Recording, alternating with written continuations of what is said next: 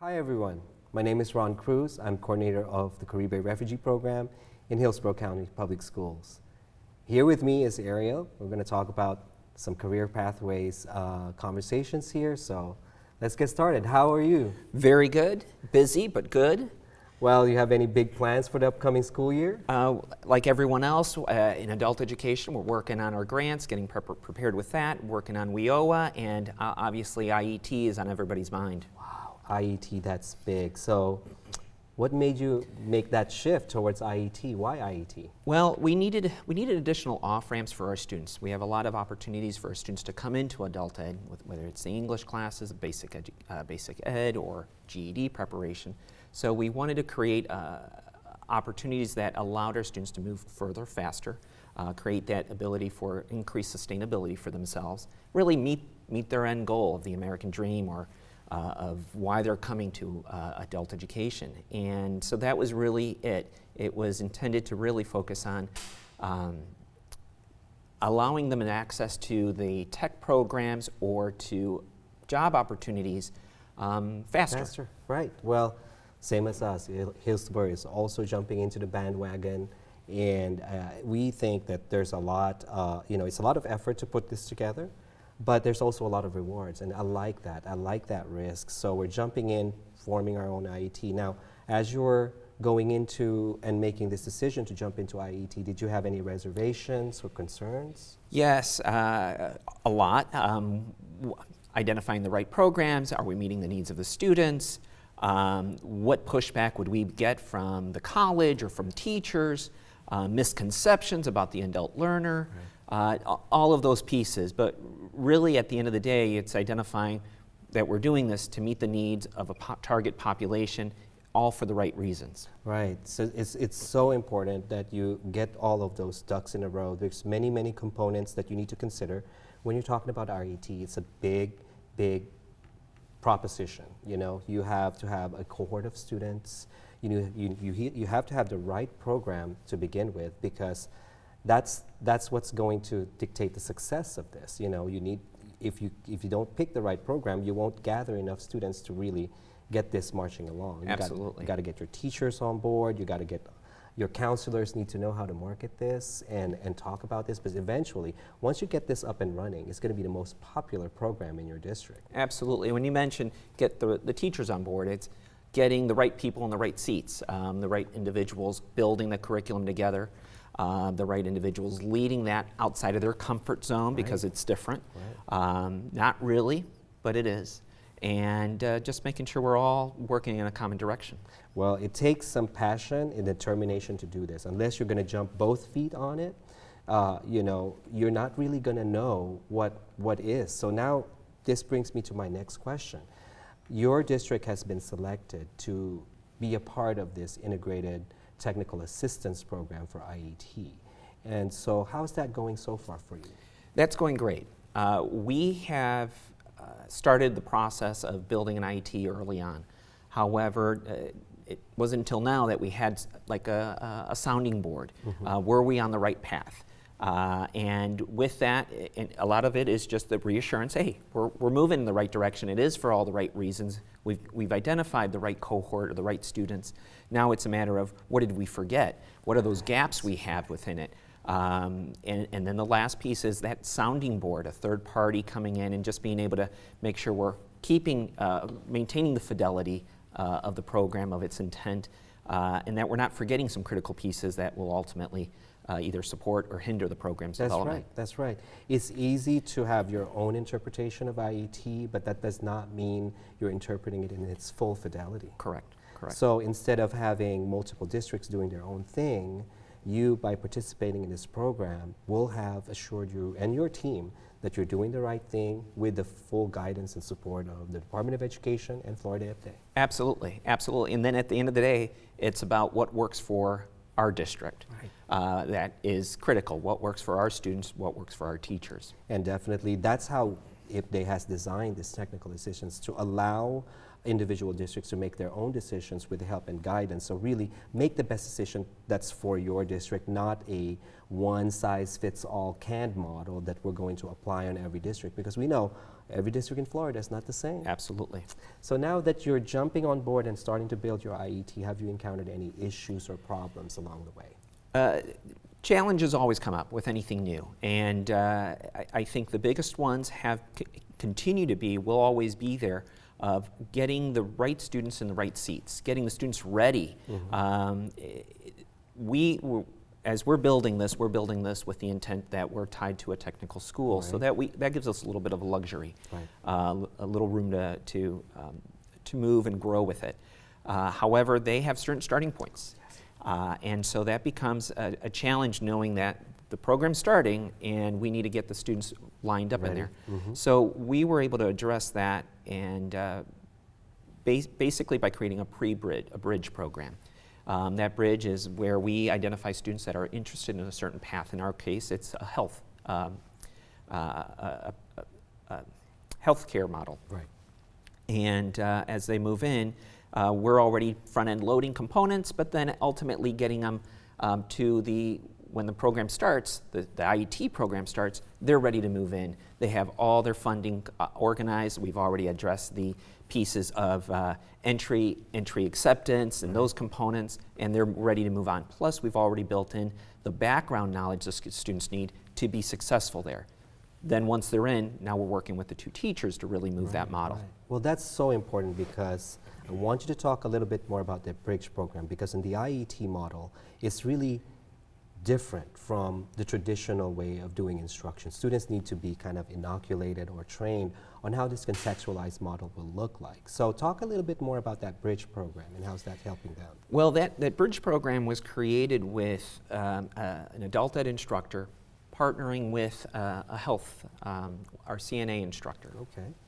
And they kind of identified what were gaps that, as students came in off the street, for lack of a better term, what were gaps that they just had naturally. Right. So we are trying, in our adult ed program, trying to bridge those gaps.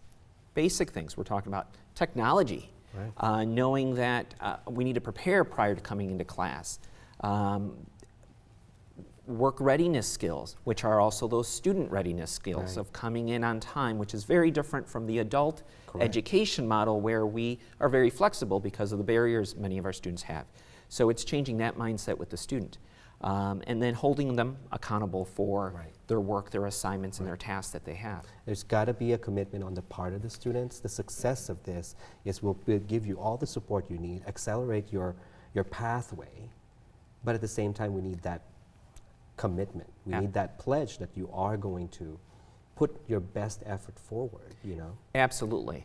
And so then another piece for our bridge model is we were also identifying already what kind of level of student we're getting into it, so that we can push them as quickly as possible. We have somewhat of a cohesive group, making it a little bit easier for the teacher, and as we're working on that pre-bridge, we're working on those basic skills, we're increasing everything along the way, so that when they go in, they're going to be successful, plus they're going to get that additional support. Awesome. Well, I would like to share with you what we're doing in Hillsborough. Very, very similar. We call it the Hibernation Cohort. Okay. Cohort where students are going to sit just like what you're doing in your district. They're going to sit there because not every student that would come into this IET program are ready to go into this IET program. They might not have financial ability or ability to benefit, to tap on financial aid, or they might not have the skill for it. But we want to make sure that every single student that sits in that class is ready for that class and will be committed along the way.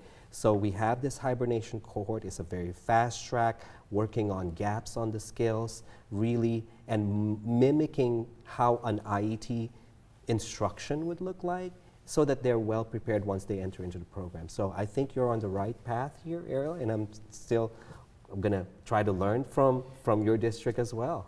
It works both ways.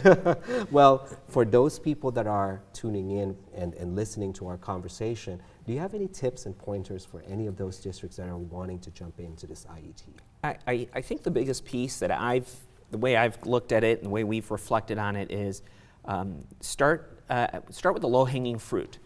We always make it more complicated than it needs to be. Start where the students are naturally gravitating to, identify the gaps or the challenges that exist and build it around that.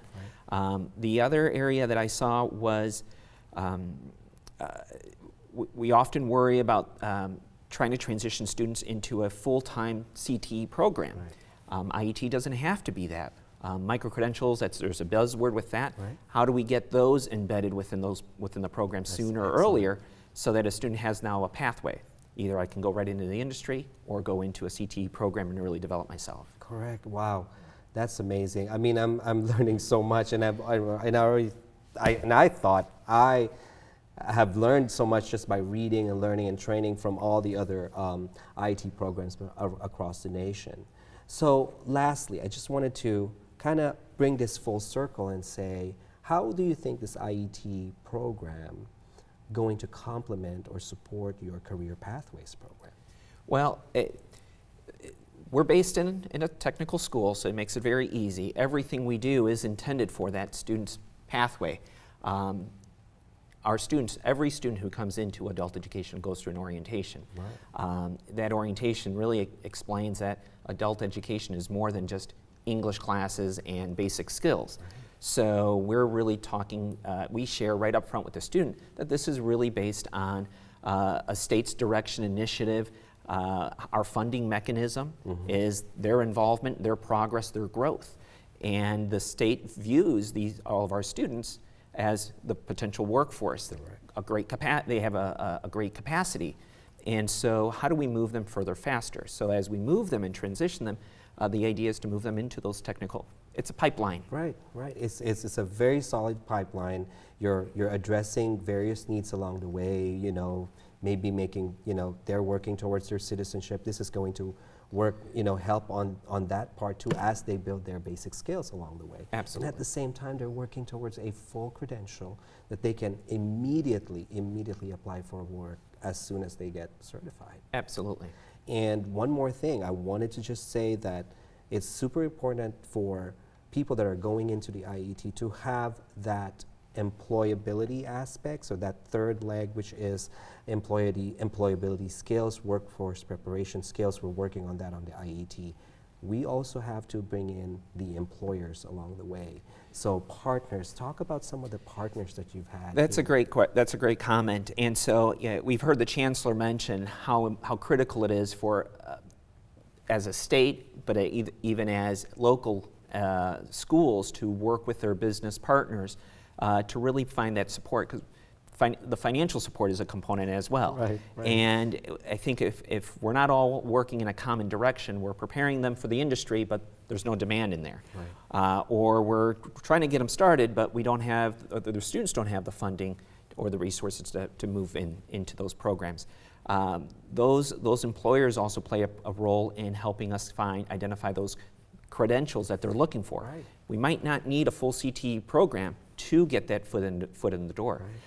And then coming back later afterwards, once we're employed, can we come back and get those certifications and keep moving up the ladder? Again, this is super great because a lot of this can be repurposed for other things like a pre-apprenticeship program, other things. Once you start building that relationship with your industry partners, building relationship with all of the stakeholders, Career Source, your local workforce board, I think this is going to be solid. It's going to be a big sell. It's not going to be very hard to sell this to the students, I can guarantee you. But again, I appreciate all your time and your knowledge that you shared with us today. Great seeing you, great conversations. We need to do this more often. Yeah, we should. Well, hopefully people that are listening to us are able to gather and start having some ideas on, you know, if they're still on the fence whether jumping into this IET or not. I think we've given them some insight into what are the benefits and what are the other aspects that may be a challenge in the future. So hopefully this conversation will help them brainstorm that. Absolutely. And again, I think it always starts with conversation. The more conversation, the more ready we are to move forward. Right. We need to break that silos because we're not in single districts. Yeah, we're not always competing with each other. Sometimes we have to work as a team. Absolutely. All right. Well, thank you very much for your time, and hope I see you again soon. Absolutely. And now we're going to cover the elements of an IET program. The first element is planning. So it's important for IET programs to develop a complete program of study, develop their own single set of learning objectives that's going to guide instruction, plan a program that lasts between 14 to 18 weeks of instruction, which is a typical length of a semester, and use all of the resources, tools, and templates available to you, made available through IPDAE and the Department of Education. The next element is your team composition. It is important to have key essential members in your IET team. You must have an IET team leader that's going to sit at the helm of your implementation and planning.